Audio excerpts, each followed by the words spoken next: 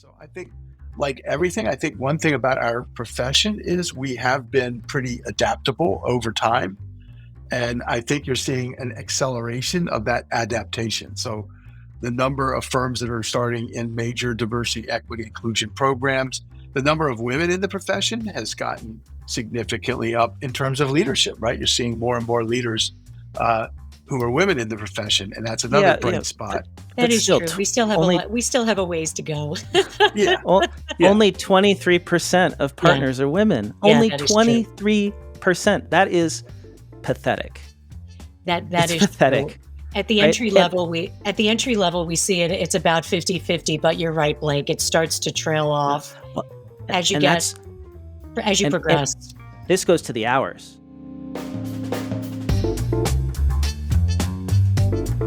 Hello, everyone, and welcome to another episode of the Earmark podcast.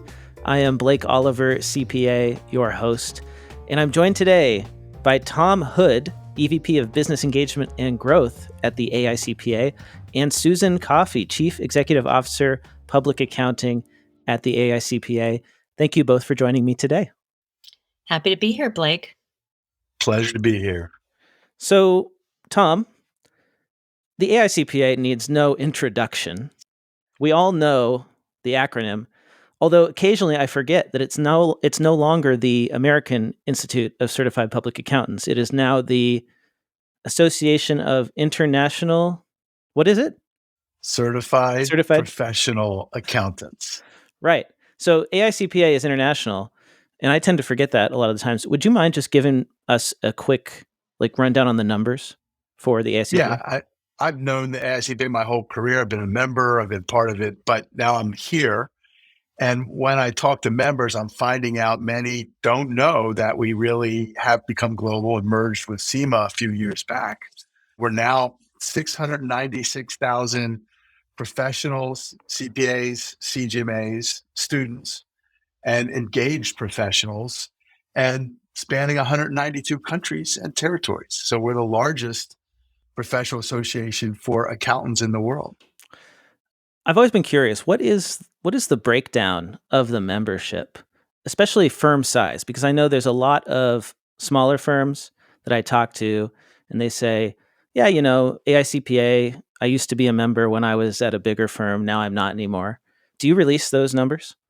So you might, I don't think we have a specific breakdown by the size of the firm. We look at it inside the association, but so you could talk about the major firms, the G400, and then all the small practitioners. Yeah, sure. So of course, we're made up of members in public accounting and members in business and industry. And then we also have some members in, advisory and law and education, right? So we've got a very broad and diverse membership. And when it comes to CPA firms, we do look at them within some categories. It's actually a very diverse group. And I wouldn't say that any one group is dominant over the other. And it's really important to us that we recognize all of our members do all different things and that we serve them all in the best way we can and provide them with the resources they need to do whatever they do as best as they can do. Let's talk about the issue that's on everyone's minds right now, which is tax season, because we're in tax season, we're in busy season, and most CPAs are dealing with taxes, right? That's the bread and butter of small firms, especially, which make up the bulk of CPA firms in this country. A lot of them are dealing with the IRS right now and dealing with terrible situation there. I'm sure you're aware of the numbers. At the end of the 2021 filing season, the IRS had 35 million returns unprocessed. By the end of last year, they still had millions that they hadn't gotten to. So we're rolling into another tax filing season, and the IRS is way behind. They keep sending out notices, and people keep getting penalties and liens, and they haven't processed the payments, and it's just sort of spiraling out of control for tax preparers. So I guess that's a long way of getting to my question, which is, how do we fix this mess? So I'll take that one, and Tom, jump in whenever you want on this. And I guess I'll start out by saying the obvious, that it just has been horrendous. And just as you outlined, that backlog keeps on getting bigger and bigger. You can't get a hold of anyone, right? They continue to issue the penalty letters. I mean, it's just been absolutely horrendous. And even the taxpayer advocate recently issued her report and noted how impossibly bad it was, right? We have a number of initiatives on our plate around this issue, and we have been pounding the pavement for quite some time on this. Our congressional affairs and tax advocacy teams have really been doing a great job in offering up suggestions for relief and good public policy. Just recently, we started to get some real success in this area. We created a coalition with a bunch of different organizations, including the enrolled agents, organizations representing Latino and Black tax preparers, the state CPA societies, organizations representing small CPA firms who serve small businesses and individuals during tax busy season and all across the year, because I'd argue that the entire year now is tax busy season. But we all work together to get bipartisan leaders in Congress to engage. And that actually resulted in bicameral letters, two letters, one coming from the Senate and one coming from the House, to Treasury Secretary Yellen and IRS Commissioner Rettig to adopt recommendations that we suggested to improve this tax filing season. And the House letter has 191 signatures on it, and the Senate letter has 25 signatures on it, which is absolutely amazing. And the recommendations are around discontinuing those automated collections from now until at least 90 days after April 15th, and really until the IRS can devote the necessary resources for proper resolution. So that's one. There's another one around delaying the collection process for filers until any active penalty abatement requests have been processed.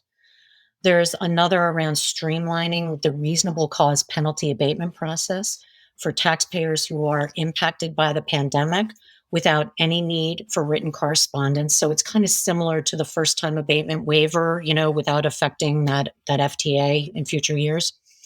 There's another one on providing targeted tax penalty relief for taxpayers who paid at least 70% of the tax due for the 2020 and 2021 tax years. And then just simply expediting processing of amended returns, right? I've been talking to our VP of taxation almost daily, and the advice that he's giving practitioners is, if you're in doubt about something, just delay filing. Just extend the return. Don't file the return and then amend it, because that causes all sorts of problems. So those are 5 things that I know. And the IRS has already announced that they're going to stop sending some notices to taxpayers for filing errors. They have said, though, that they believe they need congressional action on some other stuff, and we don't believe that to be the case. So we're going to be pushing back. We've also been invited to testify before the Senate Finance Committee in February on this issue, where obviously we'll be very well prepared and very well versed to express our views and the position of our mayors and our members and the taxpayers. So that's a good temporary solution, a Band-Aid, if you will. But this is a big wound that the IRS is bleeding from. So how do we solve this long term? Obviously, COVID exposed this. It broke open the wound, and the blood started flowing. We can put a Band-Aid on it by halting these notices that just compound the problem. But this is something that has been brewing for a decade. Since 2010, the IRS budget fell from an inflation-adjusted $12 billion to $10 billion. Meanwhile, the volume of returns went from 152 million to 172 million. And the number of IRS employees went from round up to 95,000 down to 79,000. So they have less money, fewer people, and more work. And that doesn't even take into account that they had to do this child tax credit payment thing, all this stuff that's being shoved into their corner by Congress. Why are we just now figuring out that this is a problem? Yeah. So taxpayer service has been a challenge for quite some time, right? I mean, I'm reminded of the several years of courtesy disconnects, right? Candidly, Yeah, I think that's a really messed up name. If you want I to put know, something right? right, like the most Kafka-esque term I have heard in the I real world totally agree, is totally courtesy agree. disconnect. Yeah. Blake, I think part of it is they need to be properly funded and they need to modernize their technology. I'm not saying those are the only two things, but I do believe that those are two things that would make a significant impact. I think there's also something to be said for when Congress enacts legislation. Effective dates are important to look at.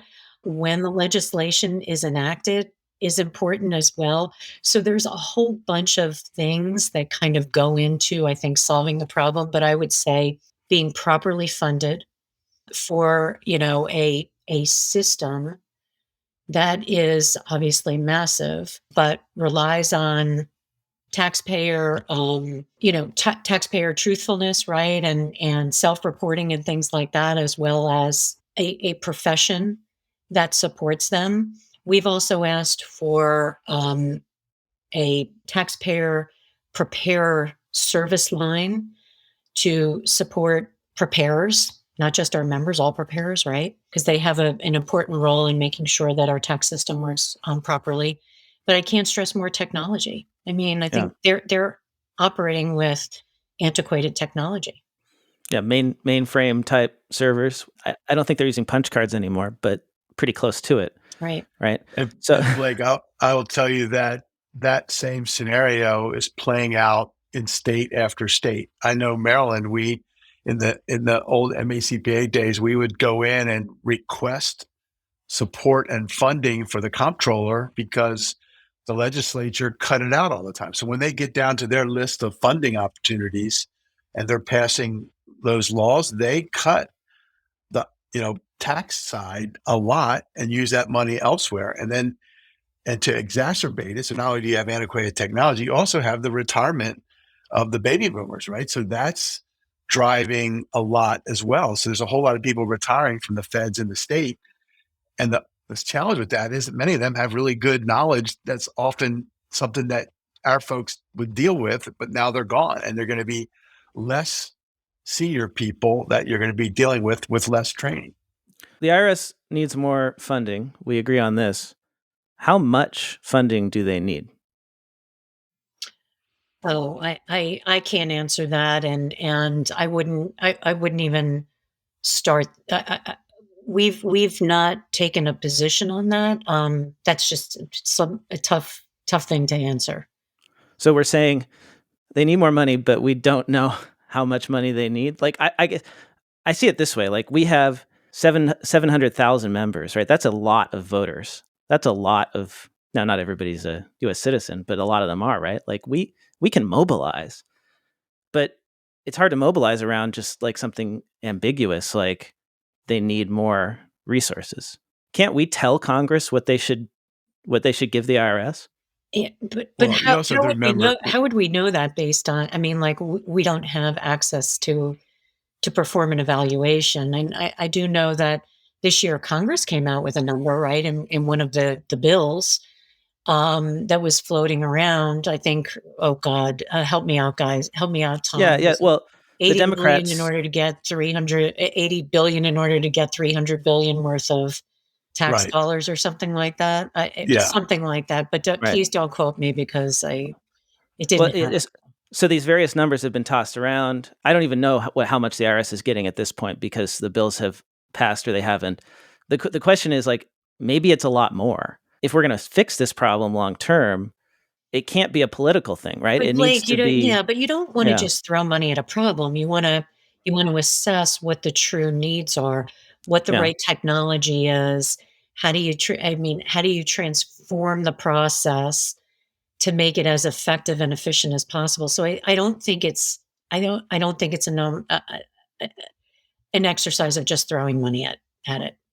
yeah, Well, the yeah. the But thing that we struggled with at the state level, which I think is true at the federal level, Blake, is that it's one thing to have a legislature authorize the money, but they will tell you, and they've told us many times that they can't direct where that money goes. I remember a while back we were advocating on the hill, if you will, with the AICPA on some IRS stuff, and the problem was they couldn't guarantee where that money would go. So you throw money at them and they put it in some completely different area, like enforcement, and all of a sudden the things that you want to help people file their taxes on time and do the right thing, all of a sudden is being moved into some another whole area that you can't control anymore. So, and Congress doesn't have that level of authority over the IRS, from what we understand, or in the states, it's the same basic setup.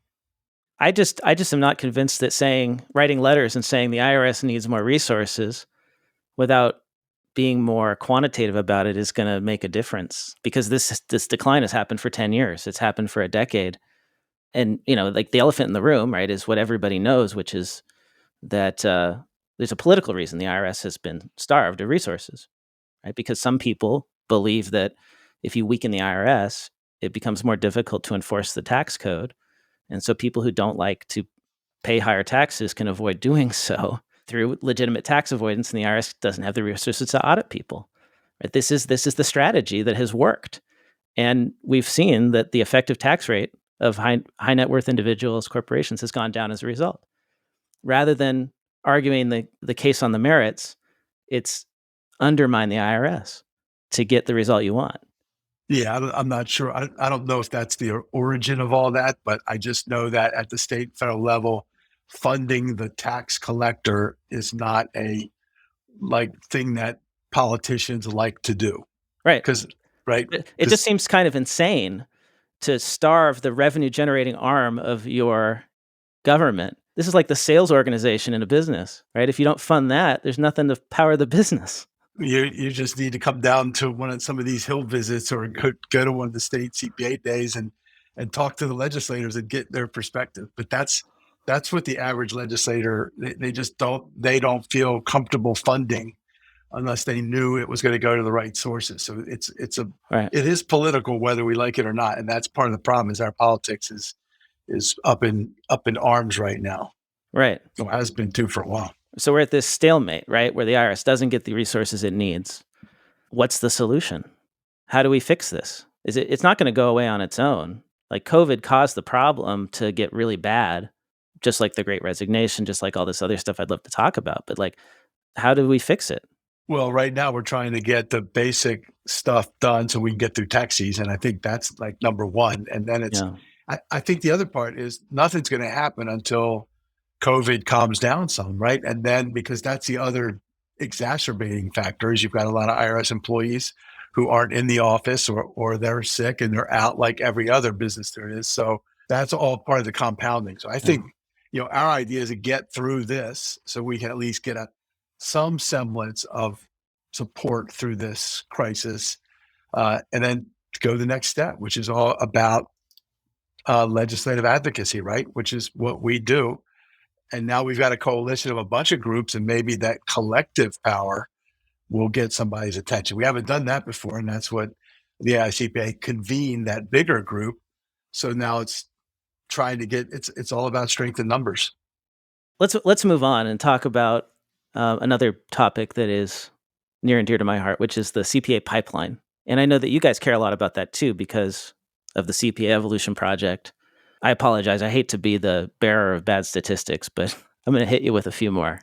We all know there's been a decline in the number of CPAs taking the exam. CPA exam candidates are down. The pandemic, again, it's just like with the IRS, accelerated this problem, but it was already in progress. I think the number that I saw most recently that stood out to me was NASBA's annual report. From 2019, total revenue at NASBA, National Association of State Boards of Accountancy, decreased by 12.4%, which was attributable to a 13.8% decline in revenue from CPA examination and licensing. Fewer CPAs are sitting for the exam. CPA firms are hiring fewer CPAs. It's declined by 30% in recent years. They're hiring folks who are not CPAs. We've got CPA firms that are choosing not to be CPA firms anymore. EisnerAmper is a great example of that, splitting off their audit practice to focus on consulting and tax. Finding and retaining talent, a big problem. If we don't push up these numbers of CPAs, right, how do we stay relevant? How do we reverse this trend? Tom, you want to take this one first? Well, I think I'm going to let Sue do the evolution side of that, but I will say that there's also a demographic trend here that we call a hard trend, right? So Just like we had the baby boom and the baby bust, if you remember, Gen X was a lot less than the baby boomers. You have that phenomena going through right now in terms of less college age worker level people. So there's a physical shortage. It's not just people saying, I'm not going to be the CPA Right. again. Smaller But generation. Yeah. correct. You got a small generation dynamic, which is compounding it, to your point. And then the other part you have is you also have a roaring stock market. So we know that accounting majors often will go out to finance because they look at I'm going to go Wall Street and make $600,000 my first couple of years. So that draws them out. Data analytics on the tech side is also drawing away some of those candidates. Evolution is one of our answers to that. We're also looking at adding accounting to STEM. So it's more like going from STEM to STEAM. I think there's a bill in Congress to add that.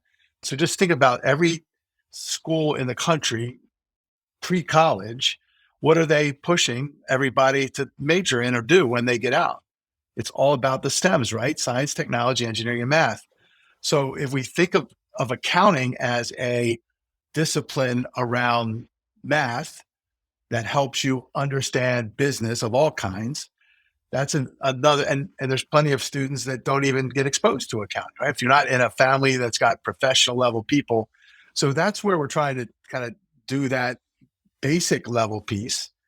And then Sue, add the evolutionary change that we're doing with evolution. Yeah, sure. So a couple of things. So the accounting is under the T for technology. And I'm saying that because that is a big part of CPA Evolution. But I do want to just about the hard facts.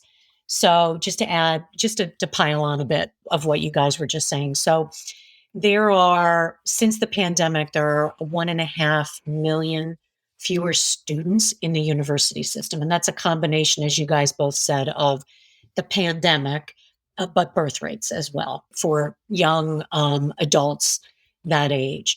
I will say one other thing that, and I think this is because the economy has been so good and the stock market has been booming, that education is valued less at some companies, and it's valued even more or less because there are fewer people. So companies are saying, I just need a body, I can train them. So that dynamic is going on.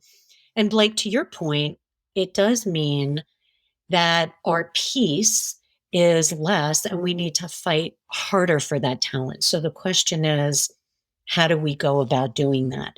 And so we actually, CPA Evolution is part of it, but we have a broader CPA Pipeline Initiative that is actually designed to gather fact versus fiction, because there is a lot of fiction being floated around out there in terms of what's really happening. So it's identifying the fact and identifying the fiction. And then starting the dialogue and getting all of the stakeholders who have some piece of working together on solving the problem in a room and figuring out what those pieces are. So, for example, CPA firms themselves have a role. They have a role in getting into the high schools before students actually make a decision to go to college, and talk about the value proposition of our profession. An amazing dynamic profession it is, and what the upside is, right? They have an obligation to look at their business models to see if they need to change in order to better address kind of what's going on. We obviously at the AICPA, we have responsibility for part of this too. We own the CPA exam. Are there things in the CPA exam that should change? And I'll talk about CPA Evolution in a minute. State societies have a really important role too. I mean, they're the boots on the ground in their state. They know the high schools, they know the universities, they know the faculty, they know the students. They can drive messaging as well.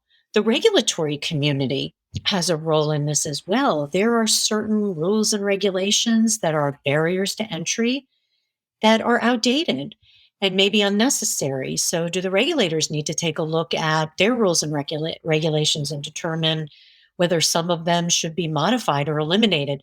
So I could give you like 10 more stakeholders, but starting that dialogue and saying, what are the top 5 things that each stakeholder group should be doing in concert, in a coordinated fashion with measurable deliverables, and we got to get to it and get it done. Okay, so that's just kind of our broader pipeline initiative.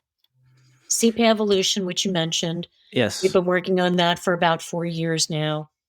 That's about Updating the exam, right? well, The it's curriculum. about redefining the licensure process, right? Right. And part of that is education, and we just issued a curriculum that can help support what we're trying to do. It is a CPA Evolution model curriculum. It is not an accounting program or a business program curriculum. And then changing the CPA exam to focus on a core of accounting, auditing, tax, and technology, and then allowing the student or the CPA exam candidate to select right now one of 3 disciplines. Tax and planning is one, business analysis and reporting is a second, and information systems and controls is a third. So if I, for example, and this is why I said that it's accounting is under the T in STEM for technology, because we're super focused on technology. And so let's say I'm a student who is in an MIS program in college, and I'm really interested in business. Maybe I have a co-major in business, maybe I have a minor in business. There is a really interesting pathway to get your CPA. Yes, you need to know foundational accounting and auditing and tax, and I want to emphasize foundational. But when you go to that discipline, you have the ability to actually display what you know about information systems, information controls, cybersecurity, system Yeah. organization and controls. So it really is designed or redesigned to bring in, to widen the net for attractiveness and interest in our profession. I love the fact that technology is getting a bigger stake in the exam. But I do think it's going to be a hard sell to try and convince somebody who's studying IT or information technology at a university to come over to do the CPA, given how much money you can make in tech. I mean, tech money is one of the things that, to be honest, pulled me away from public accounting. I was a manager at a large firm, and a startup came knocking, and the firm just couldn't match that or the options. The fact that I could get stock options and participate in the equity of the company, whereas in a public accounting firm, I'd have to wait to, hopefully make partners someday on an undefined timeline. And so, Well, the tech's getting automated at a pretty fast rate, Blake. So if they get into it, unless they figure out how to move up the value chain, if they stay in at a programmer or senior analyst type level, they'll never advance. I mean, they'll get really good starting salaries, but they won't get the advancement that we're seeing. And that's true even on the corporate side. That's what they're saying. The combo of that mhm. CPA with any of that other background makes them able to withstand the robo apocalypse that everybody's talking about.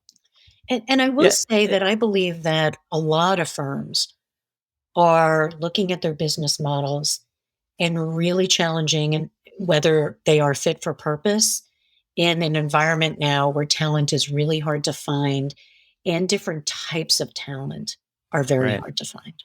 Well, and that's the real issue, right? When it comes down to, you don't become an accounting student to follow your dreams. Like, let's just be realistic about that. I think everybody agrees.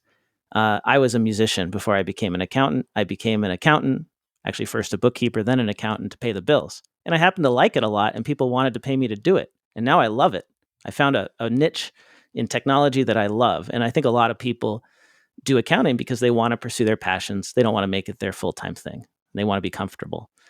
The problem I see with the accounting career trajectory, the traditional trajectory, is get your accounting degree, start working at a big four if you can, right? That's the ideal pathway. Big firm, big four, audit, tax, take your CPA exam, put in a lot of hours, and then eventually you exit to industry and you get that nice, comfortable position as a corporate controller.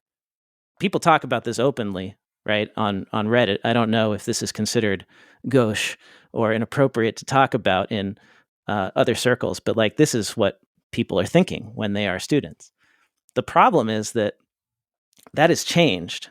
And now it's very obvious to people who are on social media what it's actually like working 55 hours billable minimum at a large firm when you're a staff accountant.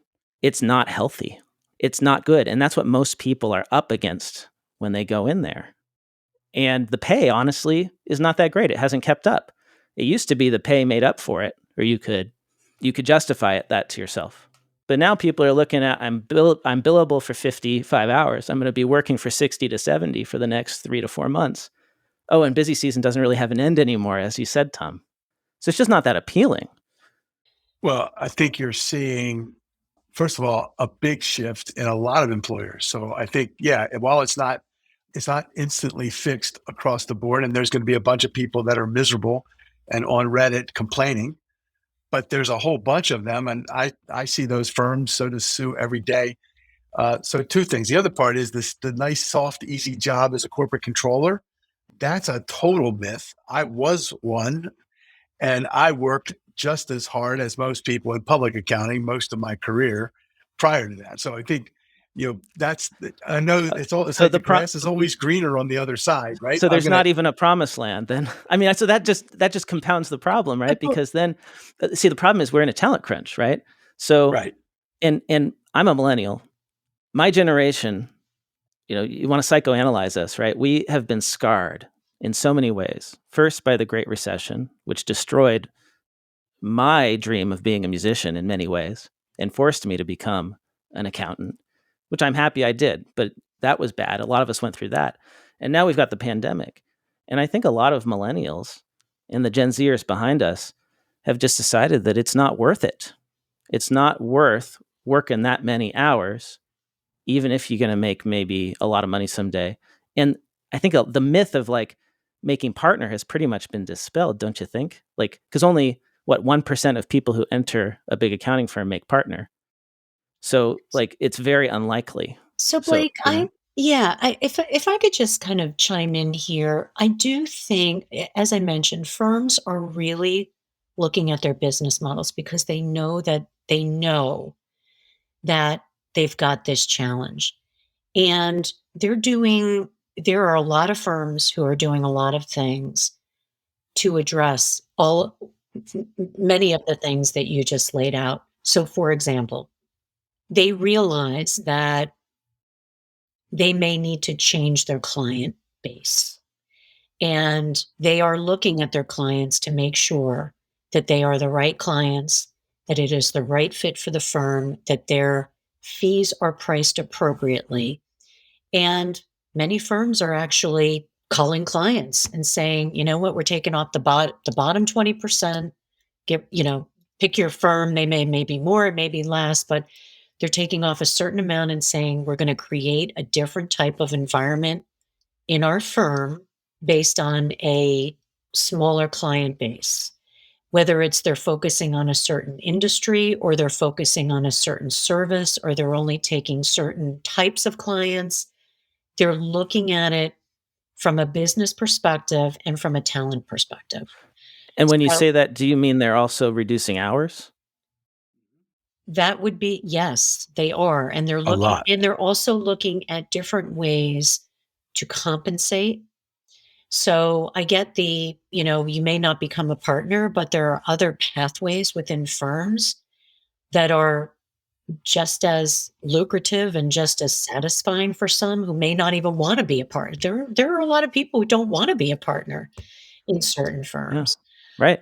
But they get the exposure, they have profit sharing and things like that. So I think there is a lot going on within firms now to take a hard look at some of those things that were kind of, some might say, set in stone, and nothing is set in stone anymore.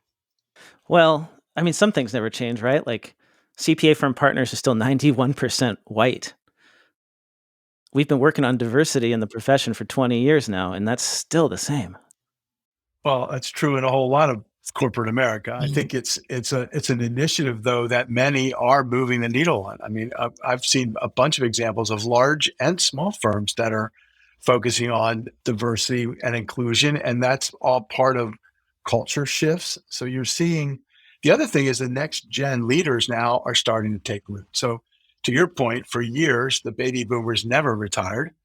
And that was a trait. I'm one of them. So it's a trait of us wanting to be workaholics and working hard, right? So something we did. But the next generation is beginning to take over, and you're starting to see sea changes in some of these firms. So I think, like everything, I think one thing about our profession is we have been pretty adaptable over time. And I think you're seeing an acceleration of that adaptation. So the number of firms that are starting in major diversity, equity, inclusion programs, the number of women in the profession has gotten significantly up in terms of leadership, right? You're seeing more and more leaders uh, who are women in the profession, and that's another Yeah, yeah, bright but spot. That but is still, true. We still have a only lot. We still have a ways to go. Yeah, yeah, only 23% of Yeah, partners are women. yeah, Only that is true. 23%. That is pathetic. That It's is true. pathetic, At the right? entry And level, we see it. It's about 50-50. But you're right, Blake. It starts to trail yeah, off well, as you and get that's as you and progress. this goes to the hours. So I think these two things are linked. I think that the crazy hours at CPA firms is what pushes many women. Now, here I am mansplaining, right? So this is totally inappropriate, but pushing, this is my theory, right?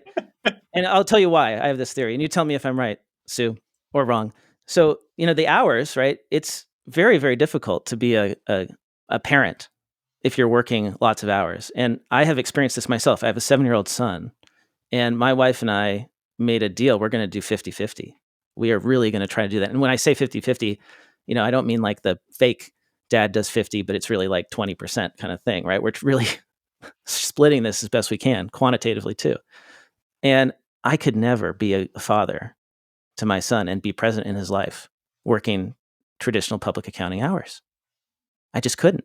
And so is that why women tend to fall off at manager and above? So I don't know, but I will tell you that, and I'll use my own personal experience because I worked really hard at AICPA. So I started in public accounting, and then I did a year in business, and then I came to the AICPA. So I've been with the AICPA for quite a while, and I still work very hard at the AICPA, but I always had a significant amount of flexibility in where I could work. So I traveled, but when I didn't travel, I worked at home and I had a sitter, but I had a significant amount of flexibility. So if you asked my kids who are 24 and 25, they would say, "Mom, you were at everything." Now, I wasn't at everything, but to them, I was at everything, which is great. Yeah. Hey, perception is reality, But it was right? because I had the flexibility, and also within my team, I created a culture of that for the entire team, right? So I led by Hmm. example, and I think it's worked. I do think now that firms, again, this is part of kind of looking at their business model, and the pandemic really forced this, the yeah, flexibility, like, hey, we never thought we could do an audit remotely. We 100% can do an audit remotely. So why does the CPA have to be at the client's location when they could be doing it at home? Yeah. Right? And that goes a long way, because then you can go to your son or your daughter's basketball game or school play from 3 to 4 or 3 to 5, and then come back and do what you need to do. So I really think that the pandemic is forcing this level of flexibility that is going to continue because people are seeing it can be done. I think in many ways it was a blessing in disguise in that regard. Not calling the pandemic a blessing is terrible. I should cut that from the show, but but I We totally won't. get we get it. You get what I mean, right? it's Like the silver lining. Yeah, there are it's silver that silver linings. lining. Yeah, There are yeah. silver linings to terrible things. So yeah, I mean, I hope that changes, right? Like I think the problem is that it's changing so slowly, and there's a lot of firms that are not adapting. You see it in the firms that I talk to, which tend to be 100 people or less, which is small in the world of CPA firms, right? but most of them, that is where the action's happening. And you see flexibility, you see true cloud-based firms. You do.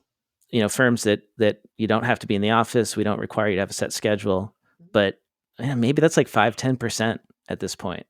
And so that's the problem. Is like, how do we get those? Really progressive firms? There are some really progressive firms. There are fair, and I love to see a lot of them that are all female, and we have a ways to go with females. We have even more to go with, racial diversity and whatnot. And that's a tough one. A lot of firms are focused on it, but it's a tough one. Yeah. But Blake, add to it that the cloud technology piece, right, which has accelerated dramatically through COVID, is now allowing that flexibility. And again, on the corporate business and industry side, we're seeing the exact same thing where they would never be flexible about when we have to do our quarter close, everybody's all hands on, we're all here. They're all doing that remote now, and they're focusing on more flexibility in their cultures. And so I think that's spreading faster than you might think, because we're hearing it every day. Is it everywhere? No. Are there plenty of examples of those folks on Reddit being right? Yes, but it is moving faster than it ever has. So I hope it comes across that I am actually very passionate about this profession and about accounting, and I love it. And that's why I get to the hard questions first, because I think we have a lot of challenges in our profession due to some of these. The tendency of our profession to be conservative is a good thing, but also a bad thing in times of rapid change. And there's one more thing I want to touch on, which is super nerdy, and I hope you'll indulge me before we go, which is Goodwill. So FASB, I believe it's FASB, has reopened this concept of talking about goodwill and how we deal with it on our corporate balance sheets. Tom, maybe since you're the former corporate controller, CFO guy, you can help me with this. And I think the current discussion is, should we continue to analyze it and impair it, or analyze for impairment annually and then write it down, or should we start amortizing it? And I think this completely misses the point and misses a big opportunity. Because what is goodwill? We should actually think about it. It represents almost 30% of corporate balance sheets now, goodwill. And if you went and you talked to accountants on the street, and you did man on the street, and you asked them, what is goodwill? You'd probably get 10 different answers or 100 different answers. And if you tie this to intangible assets, which is what goodwill really represents, right? It's the value of intangible assets created by a company. We have a real problem with GAAP. And this ties back to our entire discussion about the future of the profession, which is you want to get people to go into audit, but they're auditing financial statements that are not really that useful these days. So can I answer the question outside of goodwill? Because boy, am I glad you asked Tom that and not me. But what you were kind of talking about got me thinking about the work we're doing with integrated reporting and business reporting and the value proposition of, I'll just say corporate reporting in general. How, 85% of a business's value right now is through intangibles. It's not through the things that we report on the balance sheet, right? Yes. And it gets to issues like, ESG, right? Environmental, social, governance. It gets to brand, it gets to talent, it gets to raw materials and depletion and things like that. And I really believe that the future of our profession is in broader business reporting and the value proposition we can bring to that, whether we're working in a company or we're in public accounting advising. It's not like the traditional financial statements that, we learned about in college. Yeah, I love that idea of adding more information so that investors can make better decisions, because isn't that the entire point of financial statements and auditing? We prepare financial statements to give investors and management information, and then we audit them as accountants to protect those investors.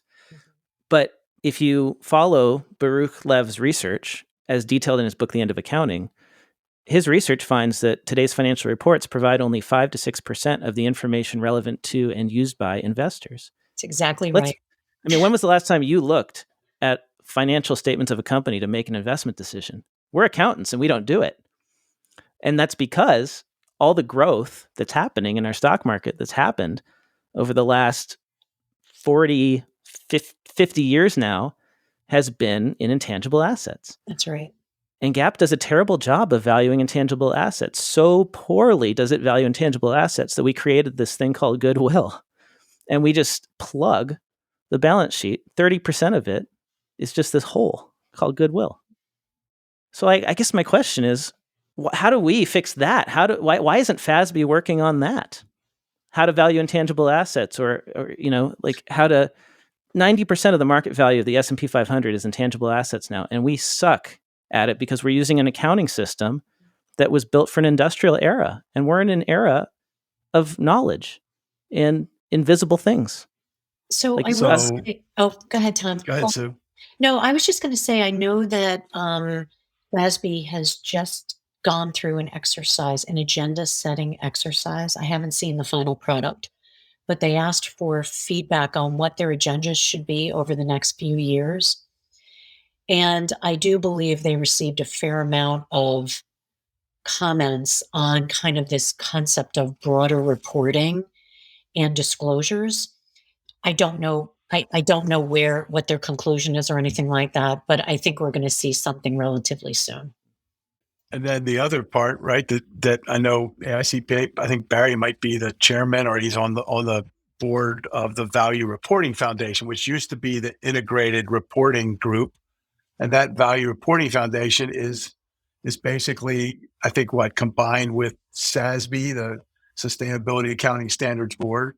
And they're putting forth this idea of intangibles, and they even have a model report that many companies are beginning to adopt. So even if it's not regulated, if you will, by FASB or other regulators, or even the SEC, it is something that many companies are beginning to adapt. It also, by the way, when you start talking about ESG in our profession, that's a driver for the young folks coming out of college. They love the fact that the profession's got some of these social objectives inside of it, and that we are trying to change that. Now, it's not easy for us to change all that, but in fact, many companies, because of all the movements in the recent years, are now adopting those kind of things, and it's on their agenda, which is kind of exciting.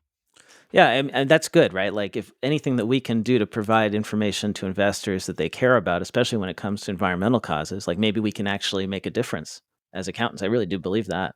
And think about the whole idea of accountability, which is in accounting, and the fact that, as Sue said, both the corporates are adopting it voluntarily in many cases, but then you're going to want assurance on those numbers, because anyone can start making up, here's how much green we are, and we're doing this or that. It's all that kind of doing the painting on the wall for the balance sheet and income statement. They're going to start putting it to having audits about it. So I think there's where our profession will play a big role in the future of the whole world from that standpoint, helping companies do good. Well, I do hope, though, that we don't get distracted by this shiny object called ESG and all these other acronyms, because GAAP is what we do, right? That's our thing. That's our franchise, is auditing GAAP financial statements. It's the only thing you need your CPA to actually do. And if GAAP is not useful to investors, like, what's the point? And maybe, to get back to our question about our discussion of the pipeline, maybe that's one of the reasons why people don't want to be auditors as much anymore. It's because they're aware of this. When a company's financial statement goes onto Edgar, only like 30 people download it. So you do all that work as an auditor. Not only does nobody ever look at your work papers, but very few investors are actually looking at the financial statements, because the information in there is just not that useful anymore to them, because the economy has changed. Well, it's not useful unless it's wrong. And then you see company failures, right? So if we don't have that base level there, I think we have to evolve the financial system in general, and we'll be at that table. But for now, we know what happens when people mess around with those numbers and they aren't verified and audited, and what can happen. So I think that's the other part of it. We are still playing. So just think about the PPP money that they did, which I know there's a whole bunch of fraud that went, but what did they run that stuff through? Accounting, payroll, systems, right? That's where all those monies went through those systems, which is why those systems, the core of our profession, are so important to that's why we got licensed as CPAs to begin with. It's the public interest part. Yeah, but I mean, most auditors will disclaim any liability for finding fraud. Like we'd say it's not our job to find fraud. No, but it's our We job to have a make sure the numbers are. we have a responsibility to detect fraud. But then you look at these collapses of companies in the UK, and like they're seriously talking about breaking up the big four in the UK because of all this. It's shameful. No? Well, and then it becomes what's the alternative, and that's where it gets. Do you want government doing that, which could set up a whole different idea? So, well, I think one of the ideas floated around has been, don't let companies select their own auditors.